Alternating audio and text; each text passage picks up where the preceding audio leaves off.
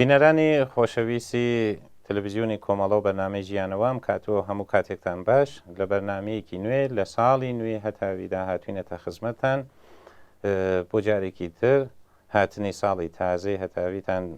پێ تەبریک و تەهنیێت ئەرزەکەم. هیوادارم ساڵێک پێپڕ لە سڵامەتی خۆشی و سەربەرزی بۆ گلایەکتان. هەرو جۆرەکە پێشتر لە ساڵی پار بەڵێنماندا بوو لەگەڵ هاوڕێک گەلاوێژە بڕیار وا بوو بەرنامەی تایبەتمان بێت لەسەر مشکڵی ئەفسوردگی، چون ئەو کێشە مرتەبتە بە مەسەلەی ئەتیادە و زۆربەی ئەوانەی کە تووشی ئەم مادە خۆشبەرانە بن بە نۆعێ یا بە جۆرێ مشکڵاتی حادیان هەیە، مۆنزەوین گۆشەگیرن، ئەفسوردگییان هەیە یا دوای تەرک دووچارە ئەو مەسەلاون یا تەشتی دەوێت. بۆیە مەسەلەکە چون زۆر گرنگ بوو بڕیارماندا حتمما بەرنامێکی بۆ تەرخان بکەین. ئەم بەرنامەیش من تایبەتە هەر بە و بابەتە، بۆیە داوەتمان کرا لە هاوڕێ گەلاوێژ کە لەم بەرنامە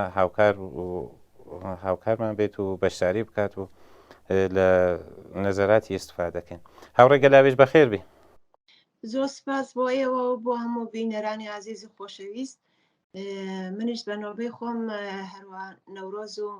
ساڵی تازە پیرۆزبایی دەکەم لە ئێوە گەشت هاوڕێیان و کاربەدەستانی تەلەڤیزیۆنی کۆمەڵە و هەروە هەموو بینەرانی عزیز و خۆشەویست. هیوادارم ساڵێکی سەرکەوتوو بێ بە دوور لە شەڕ و لە مشکلات و لە بەڵای پەتای کڕۆنا بێ، ساڵێکی خۆش و موفق بێ بۆ هەموو لایەکمان.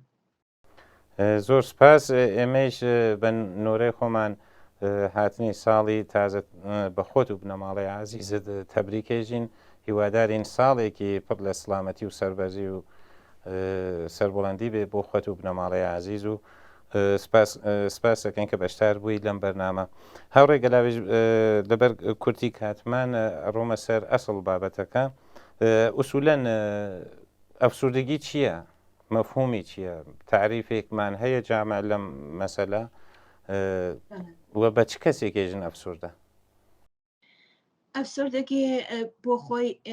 ینی بەرەک پیچیدەیە، بەڵام ئەوەی کە بە ئام باسی لێ دەکرێ کەسێک کە تۆشی ئەفسوردگی دەبێت ئێحساسی غەم و ناڕەحەتی دەکات، دڵ سار دەبێت لە هەموو شتێک یان نائومێد دەبێت لە زۆر شت و ئەو حاڵەکە بە ماوەی 2 هەفتە لە ئەغڵب ڕۆژەکاندا یا بە ماوەیەکی توولانی تر دەتوانێت ساعەتها خۆی بروستدا لەو کەسێک کە تووشی ناڕەحەتی ئەفسوردگی بووە. هەروە کەسێک کە ئەفسوردە دەبێت هیچ عەلاقەی نامێنێ بەو کارانەی کە پێشتر عەلاقەی پێ بووە یا بەو شتانێک کە پێشتر دڵی پێخۆش بوو، هیچ شادی ناکە، لەزەتی لێ نابینێ، بێحەوسەلەیە، ناومێدە، بێحاڵە، هەمیشە ئەحساسی ماندووی دەکا، یا کەم خەوە یا پڕخەوە یا خەوەکەی ناخۆشە و ئیسراحەت ناکە لە خەوەکەیدا. لەباری کۆمەڵایەتیشەوە ئیجتماعیشەوە زۆرتر گۆشەگیر دەبن، ئێحساسی پوچی و بێئەرزشی دەکەنەوە، ئێحساس دەکەن کە وجودیان ئەسەن پێویست نییە لەو کۆمەڵگایە یا لە خانەوادە یا لەو جەمعەدا. هەروەها زۆر بابەتەوە بۆ تەسیمگیری تووشی مشکلات دەبن، زۆر بۆیان سەختە کە تەسیم بگرن، تەمەرکوزی حەواسیان نابێ. زۆر جاری وایە یەک دەفعە بەبێ هیچ بەهانەیەک دەست دەکەن بە گریان، یعنی هیچ دەلیلێکیشی نییە بەبێ کە بتوانن تۆزیع بدەن، ئێحساسی گوناهێکی گەورە دەکەن بەبێەوە کە هیچ خەتایەکیشیان کردبێ. لە واقعدا ینی هەموو شتێک بۆیان بێ ئەهەمیەتی هەیە، حتا وجودی خۆیان ئەرزشی نییە بۆیان.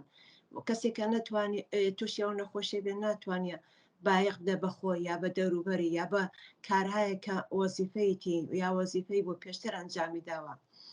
زۆر زوو تووڕە دەبن، زۆر زوو ئەسەبانی دەبن، بێقەرارن، لە هیچ جێگایەک ئارامیان نییە، هەمیشە ئەجەلیان هەیە بێوە کە هیچ دەلیلێکی هەبێ یا کارێکی زۆر واجبیشیان هەبێ کە بیان هەوێ ئەنجامی بدەن. لەو شەرایطەدا مەجموعی ئەو شتانە زۆر خەتەرناکە، دەتوانێت تەسیراتی فیزیکی و ڕۆحی و ڕەوانی لەسەر کەسەکەدا بنیە حتا کەم نین ئەو کەسانی کە تووشی ئەفسەردەگی دەبن ینی بیرۆکەی خۆتکوشی و خۆتزەنیش تیاندا ڕۆژ دەکات کەم نین ئەو کەسانی کە خۆتکوشیان کردو بەهۆی ئەوەی کە تووشی ئەفسەردە بوونە یا خۆتزەنی دەکەن ئێستاش کە مثلەن خۆشبەختانە لە قەیدی حیاتدا هەن بەڵام تووشی ئەو مشکلاتە هەن لەباری جسمیشەوە تووشی ئەنوای ناڕەحەتی دەبن تووشی سەرێشە دەبن دەردی سینە دەبن تووشی ناڕەحەتی‌های گەوارشی دەبن چۆن یا پڕخوری دەکەن یا کەمخوری دەکەن یا وەزن لە ئەسەر پڕخوریدا وەزیان دەچێتە سەر لە ئەسەر کەمخوریدا وەزیان دێتە خوارێ ئەمانەش هەموو دەتوانن ئەوارزی دیکەی لێ بکەوێتەوە تووشی ئەتا تووشی ناڕەحەتی قەلبیان کە تووشی سەکتەی قەلبیان کە تووشی نەخۆشی زۆریان کە بە پێوەی تەنانەتێک کە مەسەن ئێوە خەڵکی ئامی لە دەرەوە بەسەن دەستڕەسی پێ هەیە خودی سترێس کە بەسە یەکێک لە ئەوارزی ئەفسۆردگیە دەتوانێت سەد نەخۆشی دیکەی بەدەوا بێ کەوابوو ئەفسۆردگی دەبی وەکو نەخۆشیێکی زۆر جددی و هەروە خەتەرناک چاوی لێ بکرێ کە بەداخەوە ئەمڕۆ لە کۆمەڵگای ئێمە ئەفسۆردگی ئەسەن وەکو نەخۆشیێکی جددی بە ڕسمی ناناسرێ و هەر ئەوەش بۆتە هۆی ئەوەی کە میزانی ئەفسۆردگی بە پێی خودی ئامارەکانی دەوڵات زۆر ڕوو لە زیادبووندا بێ ئامارەکانی دەوڵەت دیارە ڕسمینە و هەموو کەس دەزانێت کە ئەو ئامارە دەتوانێت زۆر زیاتر لەوە بێ دەڵێن 23% تووشی ئیختلالات دەبن 18% تووشی ئەفسۆردگی مەسەڵە شەدید دەبن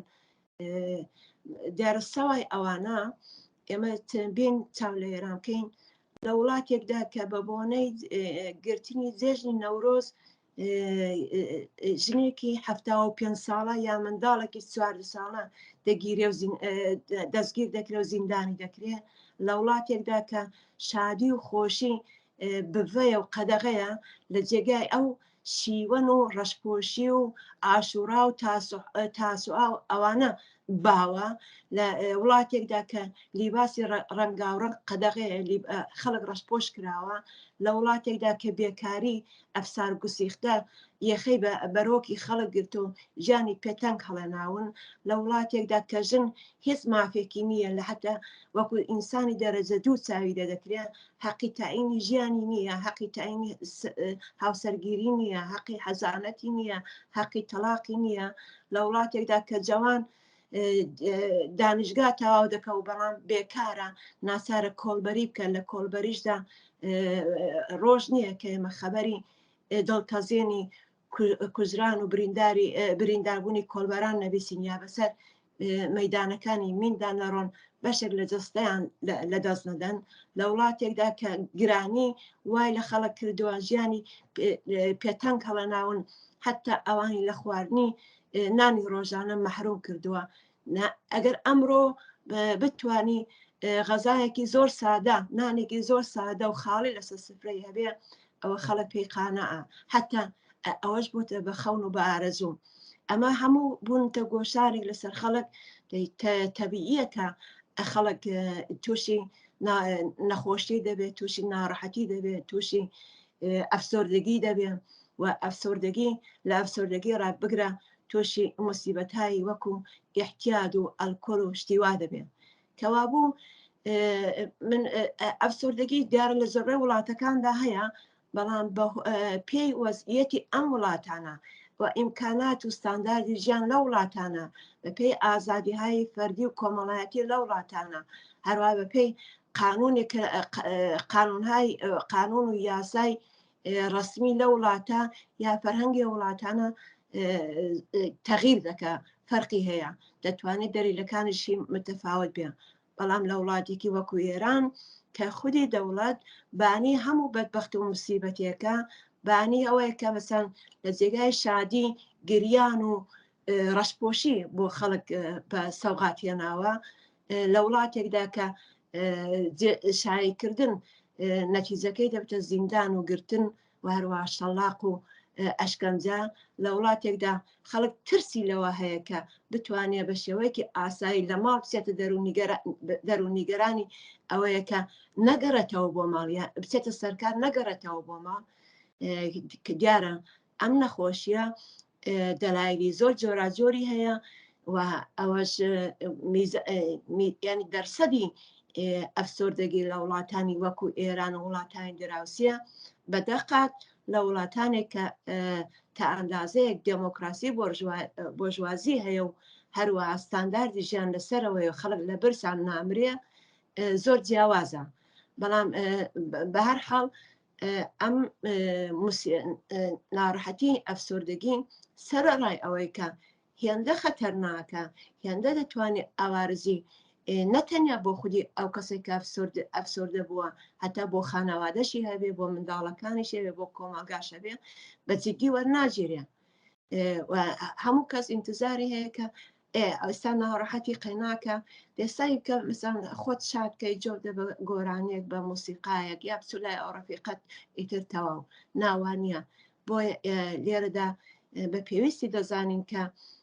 ئختار بدەین کە هەر کەسێک ئەو ئەلایمانێک لە کەسێک دادیت یا کەسێک لە خۆی دادیت داوای یارمەتی بکە یا ئەگەر خۆشی داوای یارمەتی نەکە خانەوادەکەی ڕەفیقەکانی یارمەتی بکەن بیبن بۆ لای دکتۆری ڕەوانشناس و پسپۆر کە بێگومان ئەگەر زوو ئەم نەخۆشیێت تەشخیص بدرێ ئەلاجەکەشی هاسانترە. هەوڕێگەلاوێ سپاس دەکەم تینە سەرەوە بابەتیشە ببوورە کەلامتم قەت کرد پرسیارێکە کە مەترەحە بە جوانی شیت کردەوە زۆر لەو دلیل و هۆکارانە باس کرد بە تایبەت لە کۆمەڵگای ئێرانە پرسیارێکە هەیە ئێمە هەم لە ناو ژنانەی بینین هەم لە ناو پیاوانەی بینین ئایا میزان یا دەرسەدی تەفاوتی هەیە بەنسبەت جنسیەتەوە مەسەڵەن یا کامیان ئاسی پەزیرترن ئەتانن لەو بارەیش بمان تۆزێ هێبن بەڵێ کولان بەگشتی ژنان لە کۆمەڵگایەکی وەکو ئێراندا حتاگە تووشی ئەفسۆردەگیش نەبن لە زۆر بابەتی دیکەوە ینی بە دوو قات زیاتر لە پیاوان لە معرەزی خەتەر و سەدەمەدانە بەو هۆیانی کە پێشتر ئاماژەم پێکرد بەهۆی قانونی دەوڵەت و سەرکوب و ئەدەمی ئازادیهای فەردی و ئەو گەژن وەکو دەرەجە دوو چاوی لێ دەکرێن ئەو ژنانی کە تووشی ئەفسۆردەگیش دەبن ینی میزانی ئەوان ئامارای ڕسمی دەڵێن 2 بەرابەر بەڵام بگرە دەتوانێت 4 بەرابەر 5 بەرابەری ئەوەش بێن هۆیەکانی چییە؟ هۆیەکانی یەکێک لەباری جسمیەوە کە ژن لەباری جسمیەوە تااقەتی ینی توانایی ئەوەی نییە لەباری ئابوووریەوە ئیمکاناتی نییە کە مەسەڵەن عێلاجی خۆی بکە لەباری ئابوووریەوە وابەستەیە بە پیاوی ماڵ باوکی بێ برای بێ یا شووی بێ یا هەر کەسێکی دیکە میزانی بێکاری لە نێو ژناندا یەکجار زۆرە هەروەها لەباری فەرهەنگیەوە بۆ ژنان ئەسەن وەکو ئیرادێک وەکو تابوویەک چاوی لێ دەکەن کە ژن دەبێ نیشانی دەکە هیچ نەخۆشیەکی نییە هیچ ناڕەحەتی نییە سەرڕایەوە کە لە دڵی خۆیدا گیریانی دێ مەجبورە بەدەم دەوروبەرەکەی مەسەڵەن خۆی خۆشحاڵ نیشاندا پێ بکەنیە مەجبورە وەزایفی خانەوادەکاری ماڵ لە منداڵەوە بگرە لە پیاوی ماڵەوە بگرە لە پیرەکانی ماڵەوە بگرە هەمووی ئەوانش بەبێت تەحتیلبوون ئەنجامدا یعنی ئەو انتزاراتی کە لە ژنێک دەکرێت لە هەر شەرایەتێکدا ئەمانە دەبن بەهۆی گۆشارێکی زیاتر فشارێکی زیاتر کە ژنان زیاتر تووشی نەخۆشی بن بۆیە ئەگەر چاو لە ئامارەکانی خۆت کوشی بکەیت یا ئەو خۆسووتانە یاوەکە واداریان دەکە خۆبسووتێنن لە نێو ژناندا بەدەقا لە نێو پیاواندا زیاترە بەهۆی ئەوەی کە بۆ ژن تابوویە کە باسی دەردەکانی خۆی بکە بۆ ناتوانێت بڵێ بە هاسانی بڵێ کە من تووشی ئەفسۆردەگی بوومە یا لە ئەسەر ئەفسۆردەگیەوە سەر تووشی ئیحتیال بووە مەجبورە ئەمانە هەموو لە لای خۆی ڕابگرێ داوای یارمەتی نەکە لە نێو خانەوادەشدا زاتی نییە و کارە بکە بۆیە ژنان زۆرتر سەدەمە دەبینن بە نیسبەتی پیاوان بۆ پیاوان زۆر هاسانترەکە باسی ناڕەحەتەکانیان بکەن یا باسی ئێش و ئازارەکانیان بکەن یا دەستیان ئاوەڵایە بۆ خۆیان بچن بۆ لای دکتۆر داوای کۆمە بکەن بۆ ژن ئەو مەحدودیەتانە ئەو مەحرومیەتانە لەبارەی اقتصادیەوە لەبارەی فەرهەنگیەوە لەبارەی کۆمەڵایەتیەوە ئەو مشکلاتی لەبارەی جسمیەوە هەمووی ئەوانە دەستیان داوتە دەست کە ژنان زۆرتر سەدەمە بین بۆ ژن هەتاکە ئالەتی مانگانە دەگرێ مانگێ جارێک دەتوانێت خودی ئالەتی مانگانە ببێتە هۆی ئەفسردگی یا خودی زایمان ببێتە هۆی ئەفسردگی بەڵام چیە ئەوە بەڕسمی دەناسێت کە مەسەرەن ئەمانە دەتوانێت بن بەهۆی ئەفسردگی و یارمەتی بکەن و داوای علاجی بۆ بکەن بۆیە متاسفانە نەخۆشی ئەفسردگی لە نێو ژناندا بە چەند قات لە نێو پیاوان زۆرترە بەگشتی کۆمەڵگە هێران بەگشتی بەژن و بە پیاوەوە کۆمەلگایەکی نەخۆشە کۆمەلگایەکی ناشادە لەبارەی ڕۆحیەوە داغانە لەبارەی جسمیەوە داغانە لە هەموو بارێکەوە ژێر گۆشاردایە پس هیچ جێگای سەرسوڕمان نییە ئەگە بڵین میزانی ئەفسردگی و هەروەها میزانی احتیاط لە نێو کۆمەلگادا بەگشتی و بە تایبەتی لە نێو ژناندا زۆر ڕشتی کردووە هەتام دەتوانم بڵم باسیەوە بکەین لە نێو جواناندا ئەفسردگی یەکجا زۆرە 90% ئەو کەسانی کە جوانانەی خۆدکوشی دەکەن هۆکارەکەی ئەفسردگیە و ئەفسردگی دەتوانێت باعثی ئەو بوو بێت کە ئەمانە موادی مخدرشان یعنی حتما تاقی کردێتەوە پس رابطەی مستەقیمی وانە رابطەی مستەقیمی هەیە ئێتیادە ینی رابطەکەی دوو تەرەفەیە ئەمکانی بێژین مەسەڵەن فەرد چون ئەو دەلای لە زەمینەی ئەفسوردگی وشتەی هەیە گرایشی زۆرترە بە مەواد ئەتایم بێژینیش کە فەرد چون مەسرف مەوادی هەیە دوچار داڕمان و داڕوخانی دەرونی ئەوێت و مەسرفی زۆرتر ئەچێتە سەر و زۆرتر ئەچەقێتە ناو مەسەلەیەتیادە وایە بەڵێ قەتان ئەفسردگی ماوادی مخدر رابطەی مستەقیمان هەیە لەسەر یەکتر زۆربەی ئەو کەسانی کە تووشی ئەفسردگی دەبن بۆ کە تەسکینی خۆیان بدەن پەنا دەبن بۆ هۆشبەرەکان بە تایبەتی ئەلکۆل تەنیا مەسەڵەن کراک و شیشە و هێرۆین و کۆکاین و ماری جوانە نییە کە پەنای وە دەبن ئەلکۆڵ یەکێک لەوانەیە کە ینی یەکێک لە ئەوارزی ئەفسردگیە کە پەنا دەبن بۆ تەسکینی دەردەکانی خۆیان یا حتا ئەو کەسانی کە تووشی احتیاط بوونە ئەغڵب ئەوانە تووشی ئەفسردگی دەبن یعنی شەر نییە کە بڵێ هەمویان تووشی ئەفسردگی دەبن بەڵام زۆربەی ئەوانە تووشی ئەفسردگی دەبن ئەوانێکی احتیاجیان هەیە کەوابوو ئەفسردگی و احتیاط رابطەیەکی مستەقیمان هەیە و هەردووکی ئەوانە دەتوانێت اختلال لە مەغزی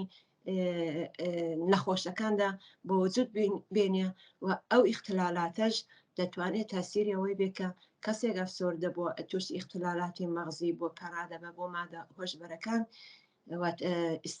ینی بەکاری دێنێ تازەی تر هەموو ڕۆژێک بەکاری دێنێ لەو باتڵاقەدا نقم دەبێ و دەبێت بە محتادێکی حرفەیی بۆیە لێرەدا زۆر مهمەکە تەوەجه بکەین بە ینی بە شاخصەکانی ئەلایمی ئەفسردگی و هەروەها دەلایلەکانی بناسین بۆی کە بتوانین بەر لەوەی کە درەنگ بێ کۆمەڵی بکەین و لە وەزیەتە بێتە دەرێ وەگەرنا ئەگەر ئەم نەخۆشیە بە ڕسمی نەناسرە دەتوانێت ینی ڕووداوی زۆر دڵتەزێنێکی وەکو خۆدکوشی لێ بکەوێتەوە ئاماژەم پێکە کە 90% ئەو جوانانێک کە لە بینی 15 تا 22 ساڵن تووشی خۆدکوشیان کردووە قەتعاً تووشی ئەفسردگی بوون کە بەداخەوە بەهۆی ئەدەمی ئاگایی کۆمەلگا و بنەماڵە یا خودی فەردەکە هیچ حولێکی بۆ نەداوە کە داوای یارمەتی بکە ئەو کەسانی کە لاوەڵە تووشی ئەفسردگی دەبن لازم ناکە حتمما بچم بۆ لای ڕەواشناسێک کە خەرجێکی زۆری بۆیان دەبێت دەتوانن بە شێوەی ئانلاین لە چەند جەلسەدا بەشداری بکەن و هەروەها داوای یارمەتی بکەن و بۆکە پێیان ینی ئەو کەسم متەوەجێ بێ هۆی ئەوە چییە کە تووشی ئەفسۆردەگی بووە، ئایا بێکار کراوە، ئایا فەقیریە، ئایا لە کۆنکوری دانیشگا ڕەت بۆتەوە، یا لە کارەکە ئیخراج کراوە، یا تااقەتی دەرس خوێندنی نییە. ئەگەر زوو باسی ئەوانە بکە بێگومان دەتوانن کۆمەگی بکەن کە ڕێگاکەشی بۆ بدۆزنەوە. خودی ئەفسۆردەگی هەم خۆت دەرمانی هەیە لە ماڵەوە وەکوەوەکە بتوانێت وەرزش بکە، جۆبداتە مۆسیقا، بچێت لە کارهای کۆمەڵایەتیدا، لە کوهنەوەردیدا، لە ئەنجومەنهای محیتی زیستە بەشداری بکە، یعنی ئەحساسی ئەو کە ئینسانێکی موسبەتە، ئینسانێکی پێویستە لەگەڵ خانەوادەکەی بەسەم بتوانێت بچێتە دەرەوە سەفەرێ بکە، ئەحساس بکە لە لای خانەوادەکەیەوە هەر خۆشەویستە، ئحساسی ئەهمیت کە ئەهمیت بدە بەخۆی بە دەوروبەری ئەوانە دەتوانێت کۆمەگی بکە. لەلایەکشەوە دەرمان هەیە، ئەو دەرمانە دیار دەبی دکتۆر تەجویزی بکە و دکتۆر ئەگەر تەشخیصیدا کە هۆکارەکانی ئەم نەخۆشیە چییە، دەرمانی پێویستیش و درستیشی بۆ دەنووسێ و کە خۆشبەختانە ئەم نەخۆشیە قابلی عیلاجە، بەڵام بەداخەوە چۆن بە ڕسمینە ناسراوە بۆتە گرەیەک، بۆتە مشکلێک کە یا ڕووداوی زۆر دڵتەزین لێکەوتوتەوە. بۆیە ئێمە لەو کاناڵەوە ڕادەگەێنین کە خودی ئەفسۆردەگی ئەوەڵام وەکو نەخۆشی بیناسن، وەختێ وەکو نەخۆشی ناسیان ئەو حساسیتەش نیشان بدەن کە فەردەکە یا ئەو ئەزی خانەوادە یا ئەو ئاشنایە ئەو کە ئەو ئەواملەی هەبوو کرد لە پێشەوە ئاماژەم پێکرد بێخەوی، بێخۆراکی، یا پرخوری، یا پرخەوی، یا حاڵەتی گریان، ئەوە کە هەمیشە غەمگینە، ناڕەحەتە، هیچ شتێک شادی ناکەن، هیچ شتێک لەزەتی بۆی نییە، گۆشەگیرە، ئەمانە حتمما قسەی لەگەڵ بکەن و بۆ کە تا درەنگنەوە یارمەتی بکەن. زۆر سپاس هاوڕێگەداوێژ. پس بنەماڵەکان ئەترافیان و فەردە ئەتایم بێژین ئەگەر زوو متوەجێم ئەلامە بن ئەتان زووتر دەرمانیشکەن، وایە؟ تەبەن وایە، بەڵام ئەوە زۆر مهمە کە ئەو ئاگایە هەبێکە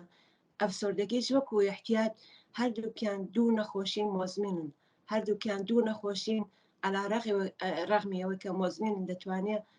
تەسیراتی زۆر خراپی هەبێ و ژیانی ئەو کەسە خراپکە، نەتەنیا ژیانی ئەو کەسە، ژیانی بنەماڵەکەشی خراپکە،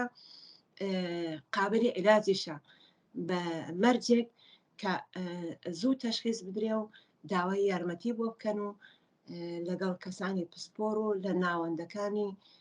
کە مەسەڵەن تەرکی احتیاط هەیە بۆەوە کە کۆمەگیان کرد لە احتیاط بێنە دەرێت تووشی ئەفسۆردەگی نەبن، یا لای دکتۆر ئەو کەسێک تووشی ئەفسۆردەگی بۆ علاجی دەرمانی و هەروەها ڕوحی بۆ بکرێ، علاجی جسمیشی هەیە دیارە، ئەمانە دەتوانێت کۆمەک بکە کە ئێمە بتوانین لەو مسیبەتەی کە خودی دەوڵەتی کۆماری ئیسلامی کە لە ئەوڵەوە ئاماژەم پێکرد بانی هەموو ئەو بەدبەختیانەیە، خەڵکی تووشی مەحرومیەتی مۆتڵەق، فەقری مۆتڵەق، بێکاری و گرانی زۆر کردووە، بۆ کە بتوانین بەربەرەکانی لەگەڵ ئەو مشکلات لەگەڵە وەزیەتە بکەین، پێویستی بە جسم و ڕوحی سالم هەیە. بۆیە تاکەی ئینسانەکان لە کۆمەڵگادا زۆر گرنگن، دەبێ ئەویان لەبێت نەچێتەوە بایەخ بە خۆیان بدەن، بایەخ بە دەوروبەرەکەیان بدەن کە تاکەیان دەتوانێت تەسیری مستەقیم یا غێری مستەقیم لە سەر یەکتری هەبێ، بۆەوە کە بتوانن بە یەکەوە بە خەباتێکی یەکگرتوویانە ئاڵوگۆڕێکی بنەڕەتی لە نێو کۆمەڵگادا بۆ وەجود بێنن. ئەمە ئاماژەمان پێکرد کە بانی هەموو ئەو موسیبەت و بەدبەختیانە دەوڵەتی کۆماری ئیسلامیە، بۆەوە کە بتوانن ئەو وەزیەتە بگۆڕین، وجودی تاکە لە ئینسانەکان زۆر گرینگە و دەبێت بایەخی پێ بدرێ ئێمە ئینسانەکان بایەخ بە خۆیان بدەن، بە هەم نەوعانی خۆیان بایەخ بدەن، یارمەتی یەکتر بکەن و بتوانین بە دەستە جەمعی بەرەنگاری ئەو موسیبەتەش بینەوە کە یەخەی بە خەڵک گرتووە و ژیانی پێتان کەڵەناون بۆتە سەرباری هەموو دەردەکانی کرد. زۆر سپاس هاوڕێکە داوێژ وەکو پرسیار ئاخرمە پرسم هەرو جۆرە کە ئاماژەتان پێکرد بەعسوبانی زۆر لە مشکڵەکان لە جامعە کۆمار ئیسلامیە بە دڵنیاییەوە بۆ جۆرەیە بەڵام ئەبێ چی بکەین ئێمە ناتوانین و جامعە هەروە بە نەخۆشی بیاڵینەوە یا ئەنتزارێ معجزەمان دێ بێ ئەوەی کە ڕاکارێ رابێن بێ ئەوەی کە مەسەڵەن ڕوونیان کەینەوە ئەغڵب ئەوانەیەکیشە خۆ بە ئەفسوردان یا هەم ئەفسوردگی و ئەتیادیان هەیە یا ئەتیادیان هەیە دووچار ئەفسوردگی شەدیدەون ئەمانە مونزەوین لە جەم مونزەوین مەسەن لە مەراسماتی وەکەم مەراسماتن نەورۆزە ئایا ئاواشتهایەک یا کەمپینهایەک ئەگە دروست بێ بە فرسەتێکی نازانن کە هەمەگیرەوە بێ ناو کۆمەلگاکە ئەو ئەفرادە لە ئەنزوا دەربێرێ کە بیان کێشێتە ناوجەم خود بە خۆت تا حد و حدود فرێ تاسیر مثبت لەسەر ڕۆحییاندانێ طبعا بۆکە ینی ئێمە نابێ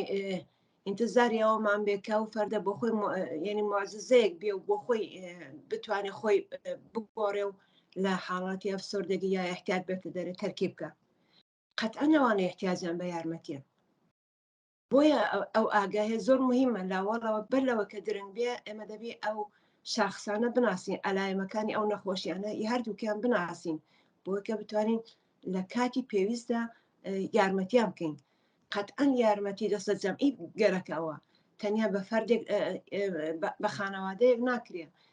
ئێمە پێشتر لە بەرنامەکانی پێشوش باسمان لێکرد کە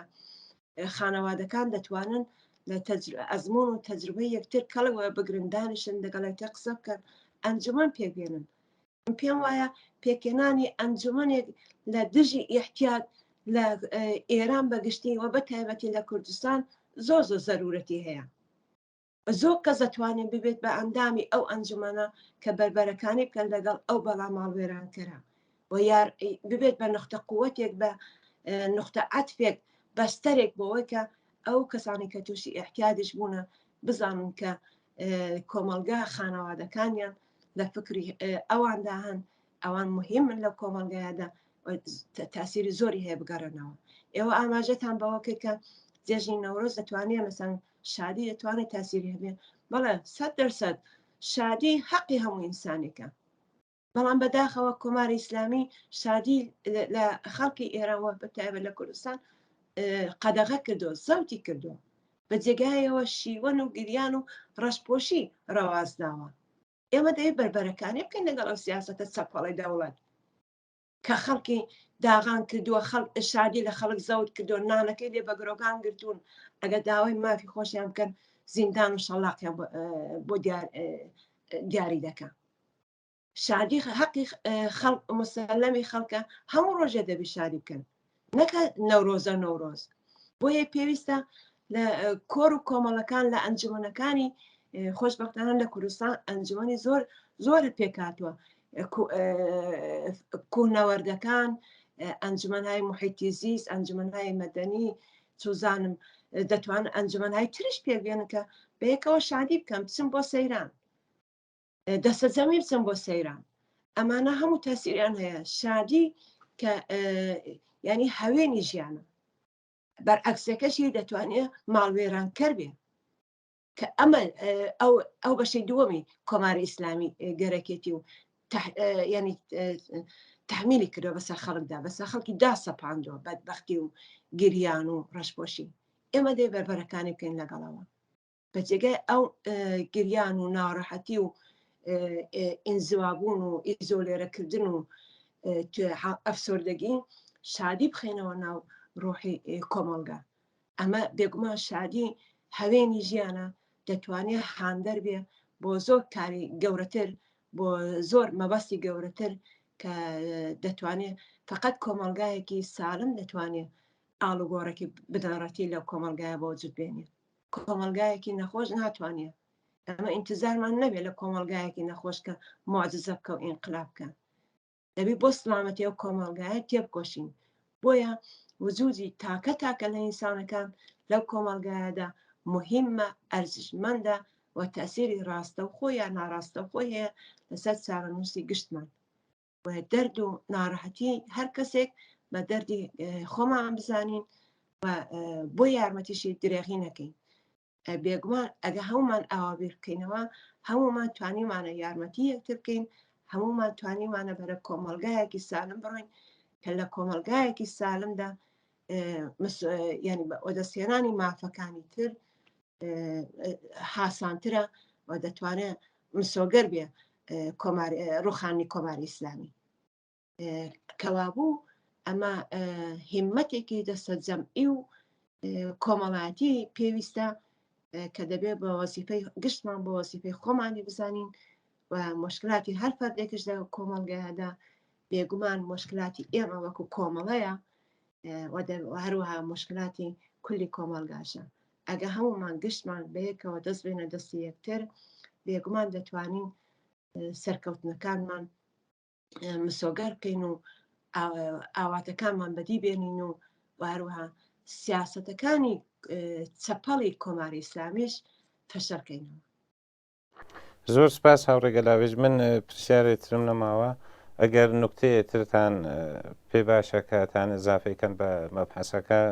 ئەتوان باسیکەن. من باس لەسەر ئەفسۆردەگی و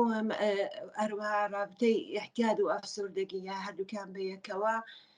یەکجا زۆرە کە لە بەرنمەیەکی ئەوەدا ناگونجێ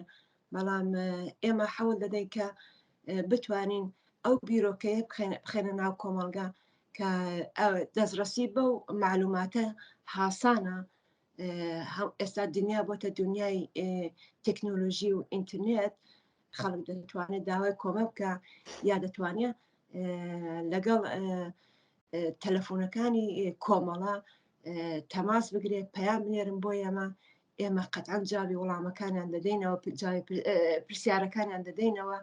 و لە حەدی توانایی خۆماندا ئەوەی کە یارمەتی لە ئێستی ئێمە بێ درێغی ناکەین بۆیە داوا دەکەم لە کۆمەلگا ئەم بەرنامەیە بەهی خۆیان بزانن و ئێمەش مشکلاتی ئەوان بەهی خۆمان دەزانین هیوادارم بتوانین ینی وەکو ترایەک لە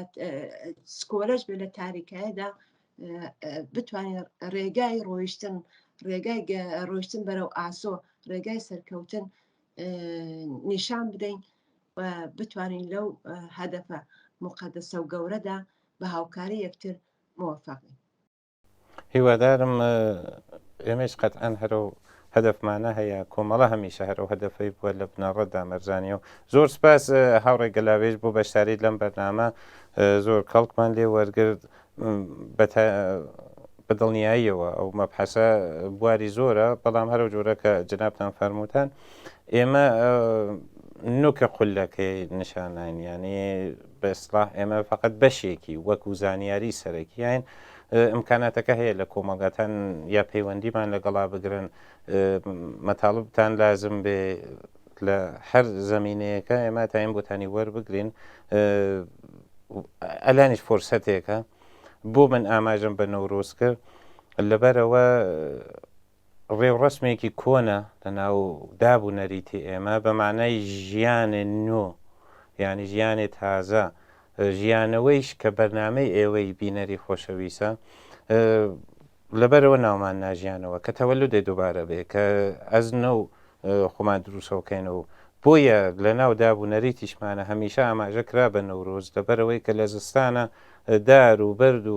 ئاژەڵ ئەچێتە خەوێکی زستانی و لە بەهار دووبارە زین و ئەبنەوە دووبارە ژیان دەست پێکەنەوە پس دێر نییە هەر کاتێ ئێوە بتانەوێ ئەتانن هەرەوە جۆرە هاوڕێگە لاوێژ فەرمویان بمانەوێ ئەو کۆمەڵگا تاغیر بین بمانەوەی دەسەڵات کۆمار ئیسلامی بڕوخێت بە کۆمەڵگای سالم ئێماتانین بۆیە هاوکاری دەسەجەمی لازمە منیش هیوادارم هەرەوە جۆرەیش کە هاوڕێگە لاوێژ فەرمویان ئەوانەیە کە چالاکن چالاکای مەدەنی بە تایبەت لە ناو کۆمەڵگا گروپی کوونەوەردیمان هەیە ژینگە پارێزمان هەیە لەو ئەنزوە ئەوانەیە کەوا توش خەمۆکین توش ناومیدین توش ئافسۆردەگین بەشداریکەن کە لە ناو جەمعبوون کارە موسبەتان ئەنجامدا خود بە خود هەستان بە بەرپرسیارەتی کرد لە قبال مەوزوعاتە مختلف هەستان بە مەسئولیت کرد لە قبال تەبیعەتان ژینگەتان هاوڕێکانتان هاوڵاتیەکەتان هاونیشتمانیەکەتان خود بە خود ئەنگیزە پەیاکەن خود بە خود حسم و بارزاتیتان ئەوێتر گوڵاکات ئەچێتە سەرە و ئێمەش هەدەفمان هەرەوەیە کە جامعەیە زیندوو شاد و پڕنەشات دروستکەین کە بتانێ دفاع لە مافەکانی کات بتانێ ڕوبەڕووی ئەو ڕژیمە درڕندەی کۆماری ئیسلامی بێتەوە زۆر سپاس هاوڕێگە لاوێژ بە هیوای کۆمەلگایەکی سالم شاد و سربەرز و سڵامەت هیوای بەختەواری بۆ جناب و بۆ هەموو بینەرانە خوازم زۆر سپاس بۆ بەشداریت بینەرانی خۆشەویستی بەنامەی ژیانەوە ئەم بەنامانیش بە کۆتایی گەشت تا بەرنامەیەکی داهاتوو ژیانەوەیەکی تر ماڵاوە هەر شاد و سربەرز بژین.